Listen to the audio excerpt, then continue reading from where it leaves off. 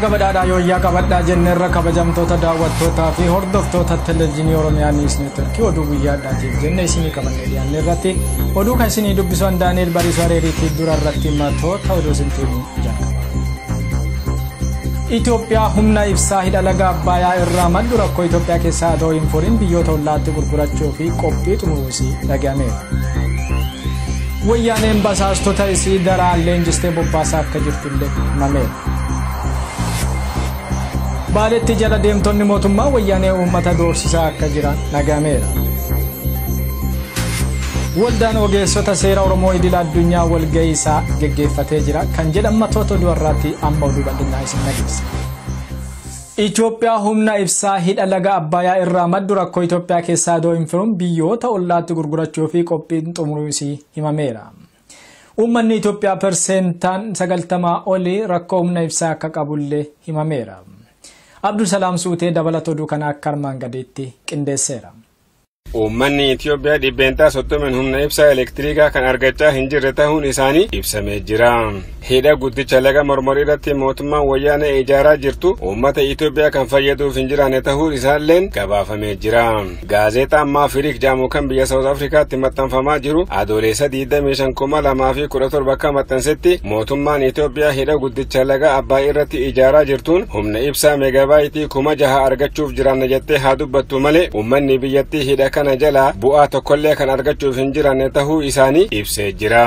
Uummanni Itoophiyaa dhibbeentaa 70 baadiyyaa keessatti kan jiraachaa jiran yommuu ta'u mootummaan kun humna ibsaatiin isaan tajaajiluuf karoora baafate tokkollee kan hin qabne ta'uu isaa gaazexaan kun saaxilee jira.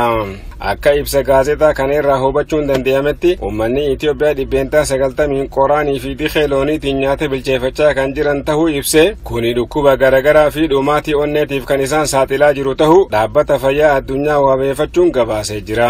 Bakka uummanni biyyattii dhibbeentaa 30 humna ibsaa argachaa hin jirretti mootummaan kun humna ibsaa bishaan laga Abbayyaa kana jalaa ni arganna jedhee abdachaa jiru biyyoota akka Jabuutii, Keeniyaa, Ruwaandaa, Suudaanii fi Taanzaaniyaatti gurgurachuuf kan waliigaltee mallatteessee jiru ta'uu isaa gaazexaan kun eeree jira. Akkuma beekamu murni mootummaa wayyaaneen durfamu kun laga Abbayyaa kana irratti hidha guddaa kana raawwataa jiraachuudhaan walqabatee uummata naannoo Baneeshanqol kumaatamaan lakkaa'aman lafa isaanii irraa buqqaasuudhaan hiyyummaa fi jiruu baqaatiif kan isaan saaxilee jiru ta'uun hubatamaadha. Gara kaaniin hidha laga Mormorii irratti mootummaan wayyaaneen raawwatamaa jiru kun wayita xumuramutti bishaan biyya Ijiptii dhaqu dhibbeentaa 25 kan irraa hir'isuuf jiraatu ta'uun eeramee jira. Bishaan laga Abbayyaa kun dhibbeentaa 90 lafa warra Baneeshanqol irratti haa kuufamanii malee dhibbeentaa 60 lafa warra Amaaraa keessaa kan burqu yommuu ta'u dhibbeentaa 40 lafa Oromiyaa keessaa kan burquu fi biyyee gaarii lafa Oromiyaa fuudhee biyyoota akka Suudaanii fi Masrii kan ittiin misoomsaa jiru ta'uu laga kana hubatamaadha. Wayyaaneen basaastota isii daraan leenjistee akka bobbaaste himameera. Namoonni hojii basaasummaa kanarratti bobba'anii jiran namoota dandeettii barumsatti hin qabnee fi sabboontota hin ta'in jedhamee jira. Boona Alii dabalata oduu kana qindeesseera. Wayyaaneen basaastota leenjiftee gara qeerroowwan sabboontota Oromootti bobbaaftee jiraachuun beekamee jira. Basaastota kanneen keessaa namoonni muuxannoo hojii basaastummaa yeroo dheeraatiin dargaggootaa fi sabboontota Oromoo qarshii xiqqoof jecha diinatti laachaa turanis jiraachuun baramee jira. Basaastota dhiyeenya kana hojii kanarratti bobbahanii ilmaan Oromoo harka wayyaaneetti dabarsanii kennaa jiran keessaa dargaggoonni Ayyalee yookaan Tashaalee Faajjii Galataa jedhamuun beekamu basaastota keessaa ijoo ta'uun isaa beekamee jira. Dargaggoon hiddi dhaloota isaa lixa Oromiyaa Horroo Guduruu Wallaggaa aanaa Jimmaa Gannat ta'e kun yeroo ammaa kana hojii basaastummaa kana daran cimsee itti fufuudhaan dargaggoota naannoo sanaa doorsisaa jiraachuu maddi oduu qeerroo kun addeessee jira. Namni kun barnoota kutaa 10 xumuruudhaan sababa qabxiin jalaa hafeen kolleejjii waggaa 2 erga barateen booda qormaata ga'umsaa COC jedhamuun beekamu milkaa'uu kan dadhabe dargaggoon kun hojii basaastummaa irratti bobba'uudhaan uummata baadiyyaa fi magaalatti nama isaa diinatti gurguratee jiraachuu filateedha. Akkasumas yeroo ammaa kana dabballee oppodiyoo amanamaa ta'uudhaan leenjii basaastummaa garagaraa fudhachaa kan jiru yommuu ta'u dargaggoo kanaaf kanaan dura gorsinii fi of eeggannoon adda addaa qeerroodhaan laatamaa fi kan ture ta'us ibsanii jiru. Basaastonni lakkoofsaan baay'ee ta'an jala deemtota wayyaaneetiin leenjifamanii uummata keessa gallakkifamanii jiru. Yeroo ammaa kana basaastonni leenjifamanii baay'inaan gallakkifamuun kun barattoonni yuunivarsiitii irraa boqonnaaf galanii maatii bira jiran sochii hawaasa keessatti isaan godhan hordofu safuu fi sababa hin taaneen sabboontota Oromoo mana hidhaatti guuruuf akka ta'e maddii oduu qeerroo naannawaa Oromiyaa News Networkiif gabaasee jira. Baaletti jala deemtonni mootummaa wayyaanee uummata doorsisaa akka jiran himamee jira. Doorsisi kun illee sababa daballee gibiraatiin wal qabatee maqaa hubannoo uumuutiin akka ta'e illee himamee jira. Toleeraa Agaattuu dabalata oduu kana qopheeffate.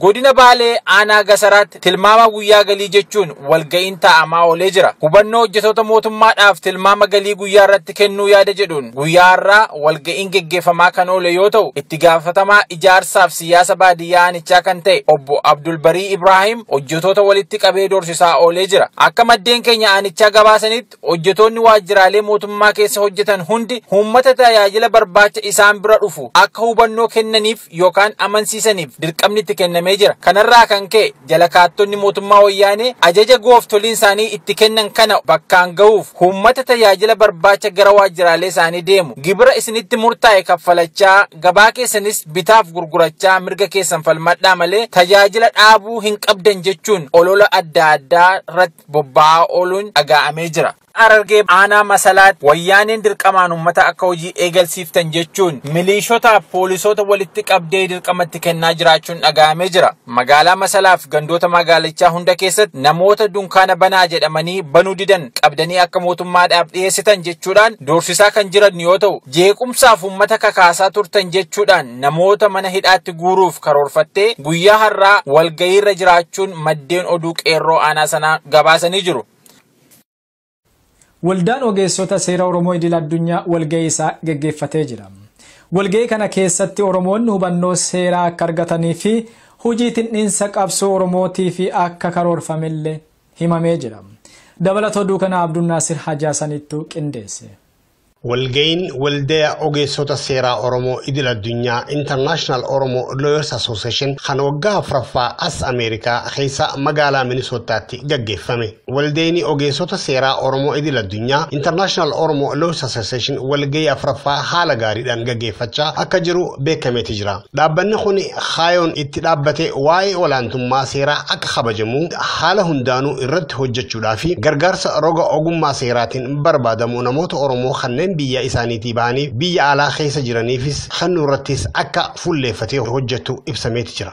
Dhaabbanni ogeessota seera Oromoo idil addunyaa bara 2014 Washington DC keessatti heeraa fi seera Ameerikaatiin haala dhaabbata miti mootummaatiin garummaa siyaasaa hamirraahu bilisa ta'ee akka hundeeffame beekameeti jira. Akka kaayoo waldaa kanaattis kabajamuu olaantummaa seeraatii fi duudhaawwan dimookiraasii akka guutumaan guututti kabajamuuf carraaqqii hanga hin qabne gochuu fi mirgi namoomaa ilma namaa biyya Itoophiyaa keessa jiranii fi kanneen biyya alaa jiranis akka kabajamuuf hojjechuun akka ta'es ibsi pirezidantii waldaa kana obbo Geetaachoo Tujubaa Wayyeessaarraa argame addeesseeti jira. Kana malees waldaan ogeessota seera Oromoo idil addunyaa kuni waa'ee adeemsa seeraa akkaataa Oromoonni itti jiranii fi odeeffannoo waa'ee isaanii hunda walitti gurmeessee ummataaf dhiyeessuu irrattis akka haalaan hojjetu ibsameeti jira. Akka dhaabbata idil addunyaatti dhaabbattoota waa'ee seeraa fi waa'ee mirga dhala namummaa irratti hojjetanii waliin hariiroo cimaa akka qabachuuf hojjechaa jiranis akka fakkeenyaattis dhaabbata eegumsa mirga dhala namummaa gaanfa Afrikaa Human Rights waliin waliigaluu isaanii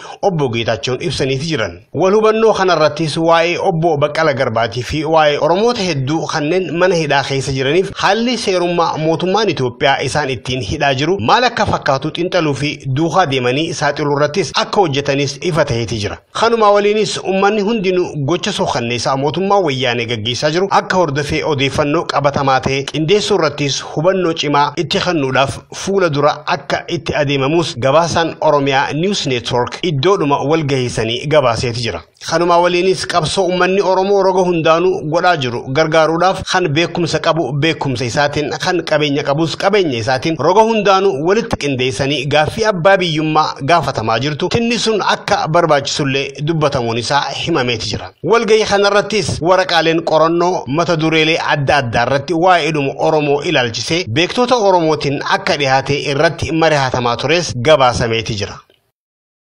Daawwattoota fi hordoftoota teennaa oduu har'aa fi qopheeffannee isin biraan gahaa turre tuntaanumaa hobbaateeti waan hordoftanii horaa bulaate qophiilee teennaa Oromiyaa News Network taafaa walillee turtii dansaa jenna.